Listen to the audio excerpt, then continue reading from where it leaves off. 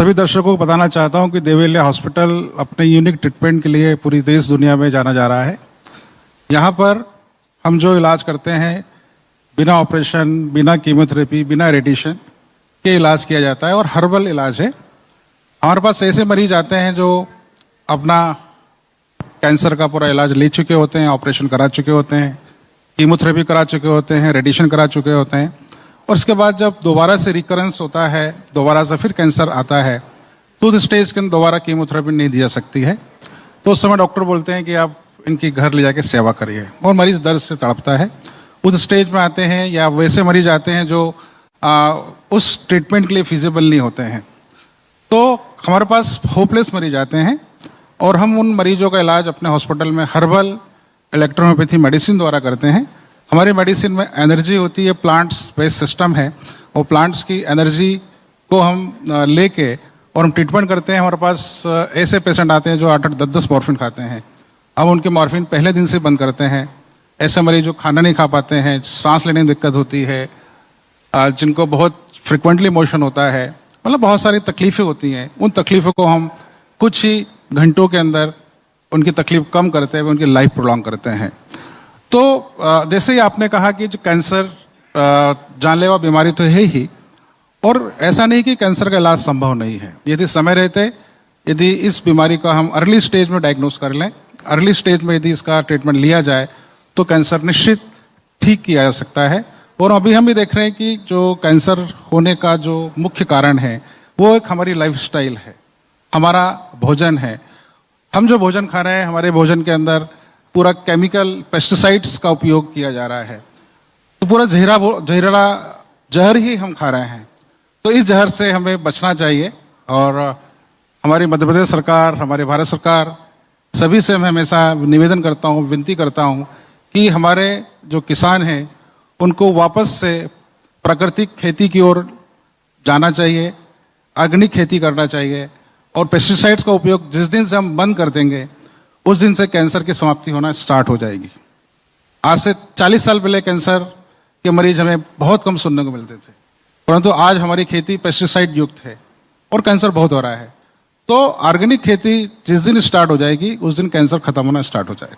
Sir, क्या लगता है कि जिस प्रकार से हमारी एक लाइफ है, जबकि हम युवाओं की अगर बातचीत करते हैं तो युवाओं की लाइफ में सबसे ज्यादा आज के डेट में एक परिवर्तन दिखाई देता है। देर रात तक मोबाइल, खाने का कोई शेड्यूल नहीं होना और आज की जो एक जॉब लाइफ स्टाइल है कहीं ना कहीं मानसिक तनाव, एक टेंशन से भरी हुई है। क्या ये आयाम भी कैंसर के कारकों में से एक हो सकते हैं?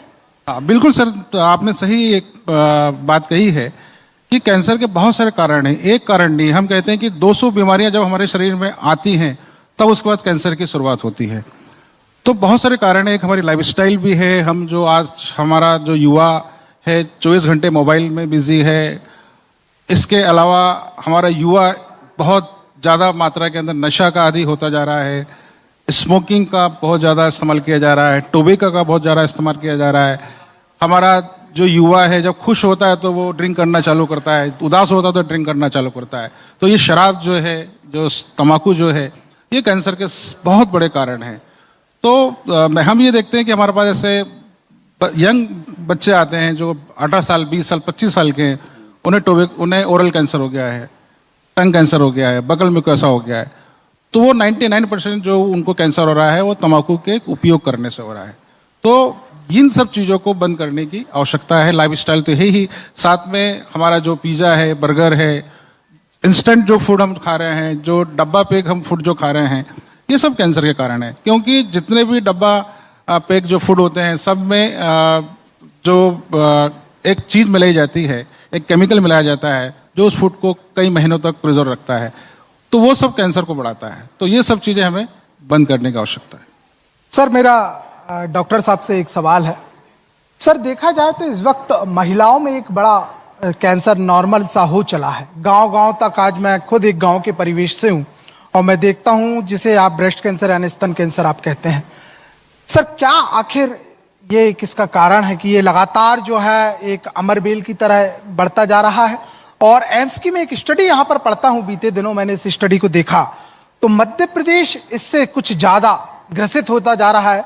बनस्पत पहाड़ी राज्यों की, यानी मैं बात करूं अरुणाचल, असम, मेघालय, यहां से ज्यादा मध्य प्रदेश में जो है इनकी स्थितियां होती जा रही हैं। तो क्या सर इसके लिए आपकी प्लानिंग है और किस प्रकार से क्या आगे बढ़ रहे हैं सर? देखिए, मध्य प्रदेश पूरे देश का 5वां जो राज्य है जहाँ पे सबसे अधिक कैंसर के मरीज पाए जा रहे हैं, और प्रतिवर्ष मध्य प्रदेश के अंदर लगभग 90,000 से 1 लाख मरीज हर साल कैंसर के मरीज हो रहे हैं। और कैंसर के इलाज के दौरान ही लगभग 50% के जो मरीज होते हैं उनकी मृत्यु हो जाती है। और जैसा आपने कहा कि जो महिलाएं हैं उन्हें सर्विक्स कैंसर, ब्रेस्ट कैंसर की शिकायत हो रही है, तो कैंसर तो बढ़ ही रहा है, इवन महिलाओं में भी कैंसर हो रहा है। और उसका जो रीज़न, जैसे हम मानते हैं कि बहुत ज़्यादा हार्मोनल टैबलेट का उपयोग करने से भी कैंसर होता है, या ऐसी महिलाएं जो ब्रेस्ट फीडिंग अपने बच्चों को कम कराती हैं उनको भी हम देखते हैं कि उन्हें भी कैंसर की शिकायत होती है। तो ऐसे ये कहेंगे कि एक कारण नहीं है कैंसर होने के, कैंसर होने के सैकड़ों कारण होते हैं। और अभी तक हमने देखा है कि कैंसर का भी अननोन फैक्टर है, कोई कारण नहीं हुए। ऐसे भी बहुत सारे लोग हैं कि जिन्होंने कभी भी किसी भी चीज़ का उपयोग नहीं करा है, उन्हें कैंसर हो गया है। परंतु हम ये देख रहे हैं कि ऐसा माना जाता है कि 50 to 60% जो कैंसर हो रहा है वो नॉन फैक्टर हैं, जो बहुत ज़्यादा, जैसे मैंने बताया कि जो तंबाकू का इस्तेमाल कर रहे हैं, अल्कोहल का इस्तेमाल कर रहे हैं, पेस्टिसाइड्स का उपयोग कर रहे हैं, ये एक कैंसर का कारण है। तो कैंसर से बचा जा सकता है। उसका बचाव हम ऐसे ही कर सकते हैं कि अर्ली स्टेज में हमें कोई भी तकलीफ होती है, हमें बहुत समय तक, यदि कहेंगे 10 दिन, 5 दिन, 15 दिन, हमें डायरिया हो जाता है, 10 समय लग जाते हैं, हमें एसिडिटी हो रही है, हमें कोई छोटी सी लीजन हो गया है, कोई गांठ हो गई है, तो ये प्राइमरी स्टेज के अंदर हमें कारण होते हैं। यदि इसकी हम जांच करा लें तो हमें डायग्नोस हो जाता है। और बचाव का यही है कि हम पेस्टिसाइड का कम उपयोग करें तो हम इस कैंसर से बच सकते हैं। और साथ के अंदर हमारी जो दैनिक दिनचर्या है उसके अंदर हम ये है कि मॉर्निंग वॉक हमें करना चाहिए, हमें एक्सरसाइज हमें करना चाहिए, हमें जल्दी सो जाना चाहिए। यदि हम कम से कम यदि 9 घंटे 10 घंटे की यदि हम नींद लेते हैं तो हमारी बॉडी रिलैक्स होती है और हमारे बहुत सारे हार्मोन्स के अंदर रिलैक्स होते हैं वो।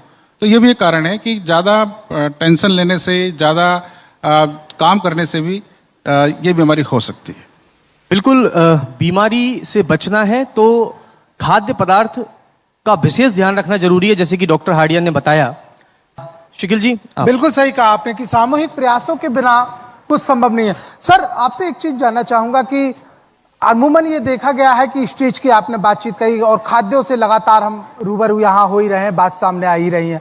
सर, 3rd और 4th जो स्टेज है उस पर आखिर कैसे किया जा सकता है? कौन सी पद्धति है, किस तरीके से इलाज है और कैसे मुहैया हो सकता है? देखिए, कैंसर जब डायग्नोस होता है तो हमें अर्ली स्टेज में नहीं होता है। हमें जब कोई तकलीफ होती है, हम जब अपने फैमिली डॉक्टर के पास जाते हैं और वो जब हमें कुछ एंटीबायोटिक, कुछ मेडिसिन देते हैं और उसके बाद भी हमें कोई, हमारे साथ कोई खांसी है या सांस लेने की तकलीफ है या कहीं से ब्लड आ रहा है, वो जब ठीक नहीं होती तो डॉक्टर हमें बोलते हैं कि आप इसका CT स्कैन, MRI कराइए।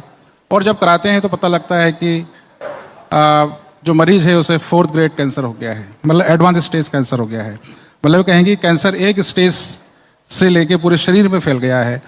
तो उस एडवांस स्टेज के अंदर हमारा जो साइंस है वो फेल हो जाता है। कई बार ये स्थिति होती है कि वो कीमोथेरेपी लेने की स्थिति में भी नहीं होता है, तो ये बोलते हैं कि भाई अब तो हम कुछ नहीं कर सकते हैं, इनकी लाइफ 2 महीने है, 3 महीने है। तो उस स्टेज में देवी अहिल्या कैंसर हॉस्पिटल हम जो ट्रीटमेंट करा रहे हैं वो इलेक्ट्रोपैथी सिस्टम मेडिसिन हैं, हर्बल ट्रीटमेंट है, प्लांट बेस्ड मेडिसिन है। हमारे मेडिसिन एंटी इन्फ्लेमेटरी है, एंटी एनर्जेटिक है, एंटीऑक्सीडेंट है। और कैंसर में जब पेन होता है तो पेन का दुनिया में अभी तक कोई इलाज नहीं है। हमने बहुत तरक्की कर ली है परंतु पेन का कोई इलाज नहीं है। तो पेशेंट को मॉर्फिन दी जाती है। हमारी मेडिसिन हम जब देते हैं तो हमारी मेडिसिन में एनर्जी होती है। वो एनर्जी प्लांट्स की, जो नेचर से सनराइज की उपस्थिति में जब वो हमारी जो भूमि से जो प्लांट्स जो नेचर से जो अपना भोजन बनाते हैं उसको हम कोएबेशन मेथड से हम एक्सट्रैक्ट निकाल के और उसके अल्कलॉइड्स और केमिकल निकाल देते हैं और उसके अंदर केवल एनर्जी होती है। तो वो एनर्जी को हम मेडिसिन जब लगाते हैं एक्सटर्नल पार्ट्स में जहाँ कैंसर होता है तो लगाने मात्र से ही पेन उसका कम होता है। हम उसको जब खिलाते हैं, जब उसको इंजेक्शन के रूप में, हम उसको IV के रूप में देते हैं, तो पेशेंट को एक 24 घंटे, 48 घंटे, 72 घंटे में जब पेन कम होता है, पेन खत्म होता है, तो पेशेंट खाने पीने लगता है, अन्य इसकी प्रॉब्लम ठीक हो जाती है। फिर हम बोलते हैं कि कैंसर का जो बेहतर जो इलाज है वो हमारा खान पान है। जैसे अभी सर ने भी ये बात कही कि मिलेट्स जो होते हैं, मिलेट्स का इस्तेमाल हमें करना चाहिए। आज से हम 30 साल 40 साल पहले हमारे हर घर में मिलेट्स होता था। मिलेट्स ये कहेंगे कि हम जो बाजरा है, ज्वार है, रागी है, हमारे घरों में पहले इसी की रोटियां बनती थी, इसी को हम खाते थे। परंतु जब से 90 के दशक के बाद जो आधुनिकीकरण जो आया और हमने गेहूं खाना चालू किया, तो गेहूं बिना पेस्टिसाइड्स के पैदा नहीं होता है।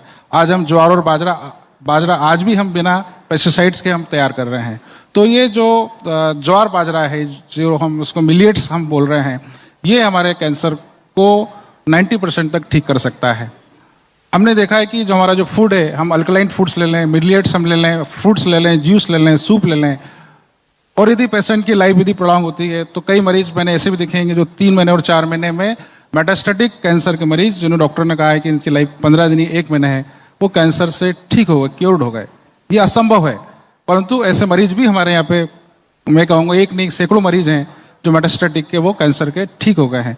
तो कैंसर से लड़ने वाली शक्ति होना चाहिए। जबकि क्या होता है कि जैसे ही कैंसर डायग्नोस होता है तो हम हार जाते हैं। हम सोचते हैं कि हमारा मरीज नहीं बचेगा, आधे तो वहीं हार जाते हैं, पता लगते से ही कैंसर है। और जब मरीज को बता दिया जाए तो मरीज बोलता है कि अब तो लाइफ नहीं है, तो वहीं हम हार जाते हैं। तो हारना ही हमारे लिए सबसे बड़ी ये कहेंगे कि परेशानी के कारण होती है।